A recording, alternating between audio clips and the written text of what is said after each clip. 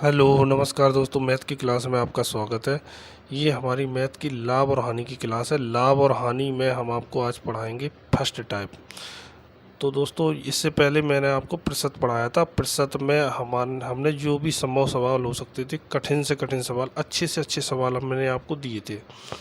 और जो 4 पार्ट में डिवाइड है, आप जिस लोगों ने देखा नहीं है वो आप हमारे चैनल को सब्सक्राइब करके जैसे ही आप सब्सक्राइब करेंगे तो आपको वो चारों पार्ट आपको मिल जाएंगे। तो और वीडियो के आप डिस्क्रिप्शन में भी जाएंगे तो भी आपको मिल जाएंगे, ठीक है। और टेलीग्राम चैनल को आप ज्वाइन करेंगे, हमारा टेलीग्राम का लिंक भी वीडियो में दिया गया है, तो वहाँ से भी आपको मिल जाएंगे। तो दोस्तों, ये हमारा जो पार्ट है बहुत ही अमेजिंग है, लाभ और हानि का। तो चलिए वीडियो को अंत तक ज़रूर देखें, क्योंकि इसमें सवाल लिमिटेड डाले लेकिन बहुत ही अच्छे सवाल हैं और बहुत ही शॉर्ट तरीके से आपको समझाएंगे। तो चलो शुरुआत करते हैं पहले सवाल से। पहला सवाल है, एक दुकानदार एक वस्तु के अंकित मूल्य पर 12% की छूट देता है। छूट देकर भी 21% का लाभ प्राप्त कर लेता है। तथा अनुसार उसका अंकित मूल्य और लागत मूल्य कितना ज़्यादा है। तो देखो, सबसे पहले अंकित मूल्य और लागत मूल्य में अंतर निकाल लेंगे। इसके बाद में क्या करेंगे, उनका परसेंटेज निकाल लेंगे। किससे? लागत मूल्य से।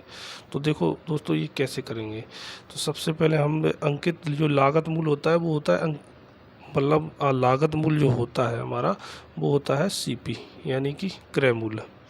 तो क्रय मूल्य हमने मान लिया 100, ठीक है। ये हम 100 पर निकाल रहे हैं क्रय मूल्य और अंकित मूल्य, यानी कि मार्क्स प्राइस। अंकित मूल्य को क्या बोलते हैं? Mark price. तो दोनों को हम निकाल रहे हैं 100 पर। तो इसी 100 पर निकालेंगे तो 12% की छूट होगी, तो सीपी जो हमारा हो जाएगा 100 में से 12 घट जाएंगे, 88 हो जाएगा, ठीक है। और जो लाभ है वो हमारा मार्क प्राइस में ये 100 पर जुड़ जाएगा, तो 121 हमारा जो होएगा मार्क प्राइस हो जाएगा। और इन दोनों का अंतर आएगा आपका 33 अंतर आया। 33 किस पर आया? लागत मूल्य से आपको परसेंटेज निकाल देना है। तो 33/88 गुणा 100, काट दो, 11 तिया 33, 11 8 88, 300/8, यानी कि 8 का भाग 300 में दोगे आप तो आपका आ जाएगा 37.5%। और यही हमारा क्या है आंसर, 37.5%। ओके दोस्तों, ये वाला सवाल आपको समझ में आया होगा।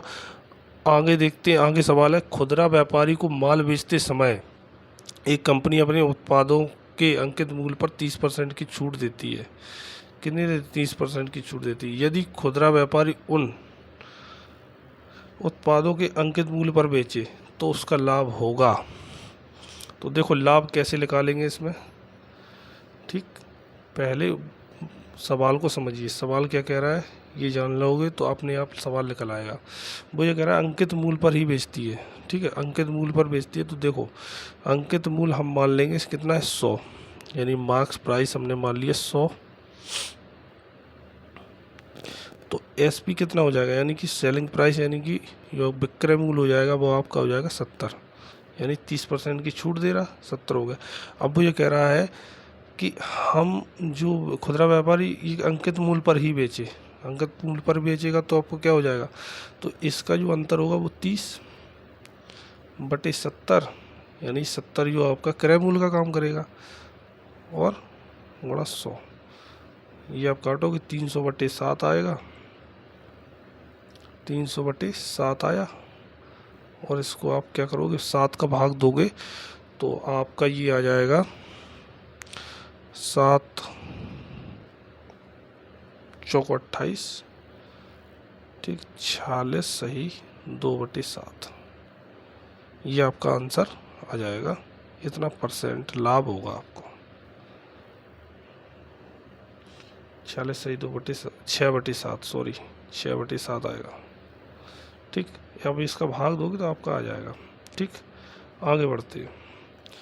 एक टीवी 5% की छूट के बाद 10% का लाभ होता है यदि टीवी का अंकित मूल्य 2640 है। तो जब मार्क प्राइस दिया गया है एमपी बराबर कितना है 2640। तो हमें क्या निकालने में दिक्कत नहीं हो चाहिए, SP।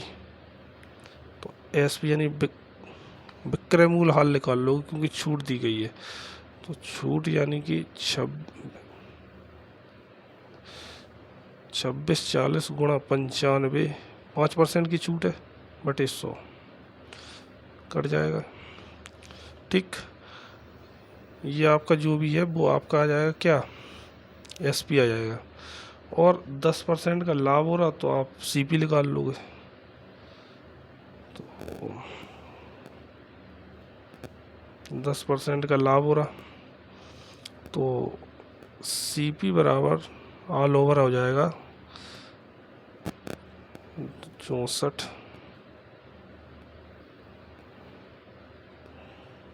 गुणे 95 गुणा, ये कितना है, हमें CP निकालना है, तो ये हो जाएगा 100, सॉरी, गुणा 100 बटे 110। ठीक, तो ये हमारा CP निकल आएगा। तो इसको काटो, 0 से 0 कट गई, 11 से काटो तो 11 दूनी 22, 11 चौको 44, और ये आपका जाएगा, इनका सबका गुणा करोगे तो आपका लिख लेगा 22880, ये आपका लिख लेगा, और यही हमारा CP होगा, यानी कि सेलिंग प्राइस, क्रय मूल्य आपका टीवी का निकल आएगा। ओके दोस्तों, तो ये देखो ये वाला है, ये पहला वाला आपका आंसर सही हो जाएगा। आगे देखो, एक विक्रेता अपने माल पर अंकित मूल्य लागत मूल्य से 20% अधिक अंकित करता है और अपने ग्राहकों को 10% की छूट देता है। तो क्या निकालना है आपको, लाभ प्रतिशत निकालना है। देखो कैसे निकालेंगे, लागत मूल्य यानी CP हमने मान लिया 100, और क्या करा, अंकित मूल्य यानी कि मार्क्स प्राइस कितना हो जाएगा, 120, कह रहा 20% अधिक अंकित करता है, तो ये हो गया। ठीक, अब कह रहा 10% की छूट भी देता है, 10% की छूट दे रहा, तो SP बराबर कितना हो जाएगा, 120 गुणा 90 बटे 100। ठीक, 0 से 0, 0 से 0, 0 से 0, तो 12 नंबर 108, 108 क्या आ गया आपका, SP आ गया, 108 इकाई, SP बराबर आ गया 108, और CP बराबर कितना है 100। लाभ प्रतिशत कितना हो जाएगा, लाभ प्रतिशत यानी कि प्रॉफिट प्रतिशत हो जाएगा आपका 8%, क्योंकि 100 पर है ना, 100 पर है तो सीधा सीधा 8% निकल आएगा। तो ये आपका 8% आंसर। चलिए आगे देखते हैं। एक पंसारी 18 रुपये प्रति दर्जन पर 10 दर्जन अंडे थोक बाजार से खरीदता है। अब देखो, इनमें 10 अंडे टूट जाते हैं और उन्हें फेंकना पड़ता है। यदि वह परिवहन पर 24 रुपये खर्च करता है, तो यहाँ पर देखो ये 24 रुपये हैं, वो आपके CP में जुड़ेंगे, यानी CP हमारा टोटल निकलेगा 18 गुणे 10 यानी 180। ठीक, 180 रुपये, यानी 10 दर्जन अंडे कितने के आएंगे, 180 रुपये के, और इसमें जुड़ जाएंगे 24 रुपये, तो ये हो जाएंगे कितने, 204 रुपये, यानी कि CP हमारा टोटल आएगा 204 रुपये। अब देखो CP इक्वल टू हो गया 204 रुपये, और इस पर जो क्या है,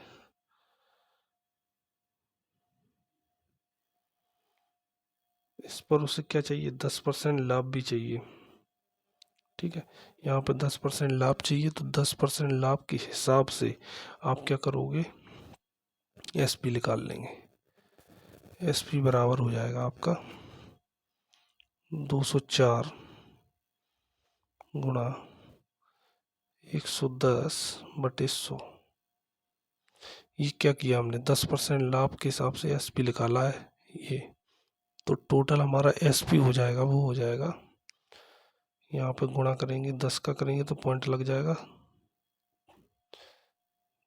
11 चौक 44, 11 दूनी 22, यानी कि 224.4 आ जाएगा आपका SP। अब देखो, अब मेन बात आ गई। मेन बात ये है, SP निकला है, CP निकला है, सब कुछ निकला है। अब मेन जो चीज़ है वो ये है कि यहाँ पे जो कह रहा था 10 अंडे टूट जाते हैं, तो यहाँ पे देखने वाली बात है टोटल अंडे कितने हैं। कुल अंडे आपके हैं, कुल अंडे बराबर आपके हैं 10 दर्जन है, 12 गुणा कर दें 120 है, तो इसमें 10 टूट जाते हैं तो कितने बचे, 110। अब हमें जो निकालना है वो निकालना है अंडे का भाव। एक अंडे का भाव निकालने के लिए हम क्या करेंगे, एक अंडे का जो प्रति अंडा की कीमत निकालेंगे वो लिख लेगी, तो कुल SP कितना है 224.4 बटे 110 कर देंगे, तो यहाँ से पॉइंट हट जाएगा, ये आपका 1100 हो गए। ये इसमें भाग देंगे, 11 दूनी 22, 11 चौक 44, 204 आ गए, नीचे आ जाएंगे आपके 100, और ये आपका आ जाएगा एक अंडे का भाव,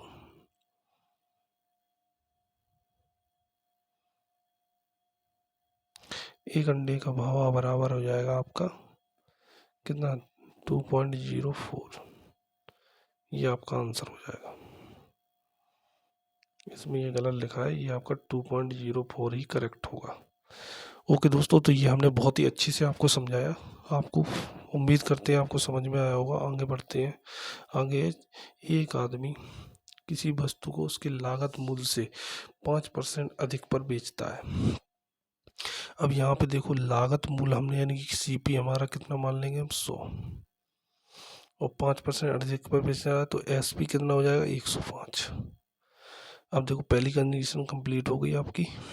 ये दूसरी कंडीशन क्या कह रहा है, अगर वो 5% कम पर खरीदा होता और 2 रुपये कम पर बेचा होता तो 10% का लाभ होता। तो देखो यहाँ पे क्या है, 5% कम पर बेचा होता, यानी 95 अगर उसने बेचा होता और 10% लाभ होता, 10% 95 में 10% लाभ निकालेंगे तो ये आ जाएगा 104.5। ठीक, तो जो 2 रुपये की जो इनका अंतर है, जो जो अंतर निकलेगा उसकी वैल्यू किसके बराबर होगी, 2 रुपये के बराबर होगी। अंतर आएगा 0.5। 0.5 जो इकाई है वो किसके बराबर होगी, 2 रुपये के बराबर होगी। तो यहाँ से हम सवाल को निकाल लेंगे, 0.5 इकाई बराबर होगी 2 रुपये के। ठीक, तो 1 इकाई बराबर हो जाएगा आपका 2/0.5। 100 इकाई बराबर हो जाएगा आपका, ये आ जाएगा आपका टोटल 2/5 गुणा 100। 5 से ये कटेगा कितनी बार, 2 बार, 5 चौको 20, 4 बार, यानी कि आपका जाएगा 400 रुपये। तो ये आपका आंसर आ जाएगा 400। बहुत ही सिंपल था, हमने बहुत ही आसानी से किया है, आपको समझ में भी आया होगा। 7वां सवाल देखिए, एक विनिर्माता उत्पादन के लागत से 33% अधिक पर अपना क्रय मूल्य नियत करता है, वही चीज़ है, और लागत 12% बढ़ जाती है, तो वो अपना क्रय मूल्य 10% बढ़ा लेता है, तो लाभ की प्रतिशतता कितनी होगी। देखो इसको कैसे करेंगे।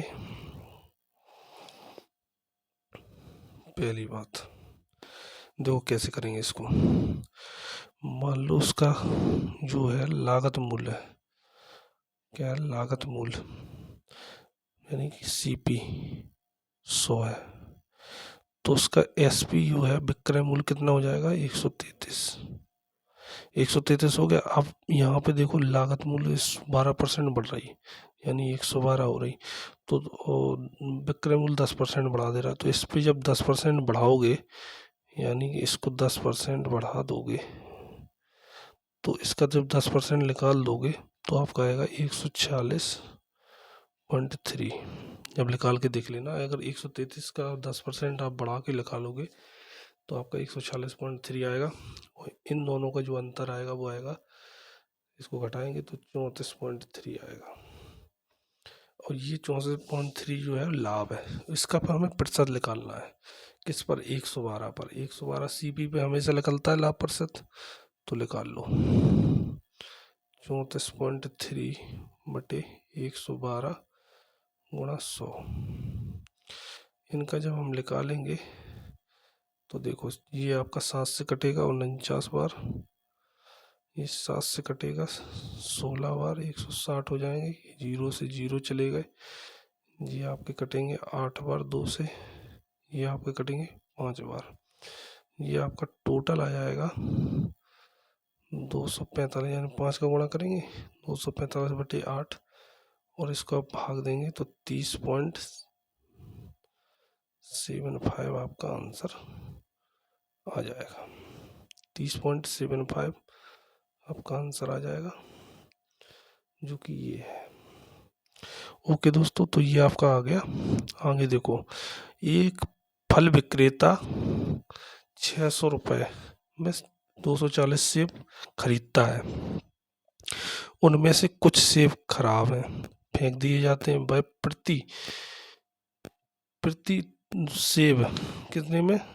3.5 रुपये में के हिसाब से शेष सेब को बेच देता है। तो ये आपका 198 रुपये का लाभ होता है। उसको कितने का होता है? 198 रुपये का।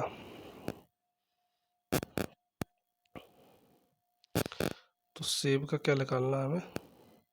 सेब का जो फेंके गए सेब है उनका लाभ प्रतिशत निकालना है। तो देखो कैसे निकालेंगे। सबसे पहले हम निकाल लेंगे जो CP हमारा है वो है हमारा 600, SP है, कुल SP आपका हो जाएगा 600 प्लस 198, यानी कि 798, ये आपका आ गया। तो इसमें देखो आप कैसे निकालेंगे। इसका आपका निकल आया तो हम क्या करेंगे, सबसे पहले जो शेष सेब है वो निकाल लेंगे। शेष सेब कैसे निकालोगे?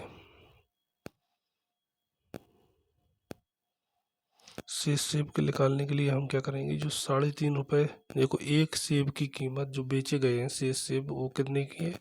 3.5 रुपये। और कुल सेब की कीमत कितनी है जो बेचे गए हैं, मतलब विक्रय मूल्य, वो इतना है। तो हम करेंगे 798, यानी कुल SP बटे एक सेब का SP, तो यानी कि इतना। इसको जब हम काटेंगे तो हमारा आ जाएगा 228, यानी कि हमारे कुछ जो शेष सेब हैं वो कितने आ गए? 228 आ गए। ठीक, 228 आ गए। अब हम फेंके हुए सेब निकाल लेंगे। तो फेंके हुए सेब बराबर हो जाएंगे आपके 240 माइनस 228, ये आ जाएंगे 12। तो 12 का प्रतिशत निकालेंगे तो 12 बटे 240, यानी कि फेंके हुए सेब का जो प्रतिशत हो जाएगा वो आपका आ जाएगा 12 दूनी 24, 2 पंचे 10, यानी 5% आपके सेब जो फेंके गए थे वो 5% थे, यानी खराब सेब कितने थे? 5% थे। ओके दोस्तों, तो ये हमारे थे कुछ सवाल, अमेजिंग सवाल थे। अगर आपने वीडियो पूरा देखा है तो आपको ये पूरा समझ में आया होगा। नहीं समझ में आया तो जौन सा सवाल आपको समझ में नहीं आया उसकी कमेंट कीजिए, मैं आपको दोबारा समझाऊंगा। और अब मैं टाइप 2 लाऊंगा, इससे भी अच्छे सवाल लेके आऊँगा और आपको अच्छे से समझाऊंगा। मिलते हैं अगले वीडियो में। Thanks for watching.